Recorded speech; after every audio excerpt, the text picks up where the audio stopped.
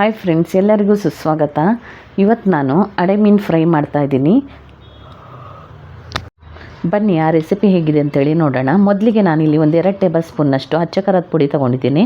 ಹಾಗೆ 1 ಟೀ ಸ್ಪೂನ್ನಷ್ಟು ಧನಿಯಾ powder, 1 tea ಸ್ಪೂನ್ನಷ್ಟು ಜೀರಿಗೆ ಪುಡಿ, ಹಾಗೆ ಒಂದು 1/4 ಟೀ ಸ್ಪೂನ್ನಷ್ಟು ಅರಿಶಿನ, ಒಂದು 2 ಟೇಬಲ್ ಸ್ಪೂನ್ನಷ್ಟು ಕಾರ್ನ್ಫ್ಲೋರ್, 2 ಟೇಬಲ್ ಸ್ಪೂನ್ನಷ್ಟು ಮೈದಾ ಹಿಟ್ಟು, ಹಾಗೆ ರುಚಿಗೆ ಬೇಕಾದಷ್ಟು ಉಪ್ಪು, 1 ಟೀ ಸ್ಪೂನ್ನಷ್ಟು ಶುಂಠಿ ಬೆಳ್ಳುಳ್ಳಿ ಪೇಸ್ಟ್, ಒಂದು ಅರ್ಧ ಲಿಂಬೆಹಣ್ಣನ್ನು ಹಿಂಡ್ಕೊತಾ ಇದ್ದೀನಿ. ಈಗ ಇದಕ್ಕೆ ಕಲಸೋದಕ್ಕೆ ಸ್ವಲ್ಪ ನೀರು ಹಾಕ್ಕೊಳ್ಳೋಣ.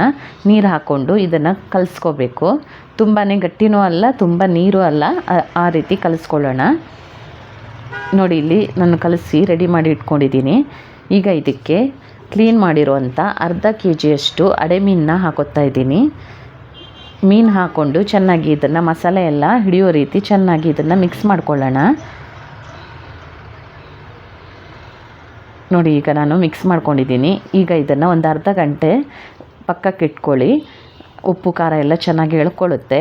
ಒಂದು ಅರ್ಧ ಗಂಟೆ ನಂತರ ನಾನಿಲ್ಲಿ ಒಂದು ಕಾವಲಿನ ಬೆಸಿಗಿಟ್ಟು ಅದಕ್ಕೆ ಒಂದು 2 ಟೇಬಲ್ ಸ್ಪೂನ್ನಷ್ಟು ಎಣ್ಣೆ ಹಾಕಿ ಫ್ರೈ ಮಾಡ್ಕೋತಾ ಇದ್ದೀನಿ. ಒಂದು ಸಲಕ್ಕೆ ಒಂದು 4 ಪೀಸ್ನ ಫ್ರೈ ಮಾಡ್ಕೋತಾ ಇದ್ದೀನಿ. ಈಗ ಮೇಲ್ಗಡೆಯಿಂದ ಒಂದು 2 ಸ್ಪೂನ್ನಷ್ಟು ಎಣ್ಣೆ ಹಾಕ್ಕೊಳ್ಳೋಣ. ಒಳ್ಳೆ ಕ್ರಿಸ್ಪಿ ಆಗುತ್ತೆ ಈ ಎಣ್ಣೆ. ನೀವು ಒಂದು 2 ಸ್ಪೂನ್ ಮತ್ತೆ ಎಣ್ಣೆ ಹಾಕ್ಕೊಂಡ್ರೆ ಈಗ ಇದನ್ನು ತಿರುಗಿಸಿ ಹಾಕ್ಕೊಳ್ಳೋಣ.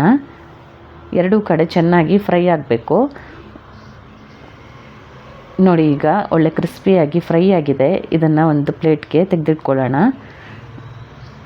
ಈ ರೆಸಿಪಿ ನಿಮ್ಗೆ ಇಷ್ಟ ಆಗಿದ್ರೆ ಈಗಲೇ ಒಂದು ಲೈಕ್ ಮಾಡಿ. Thank you for watching.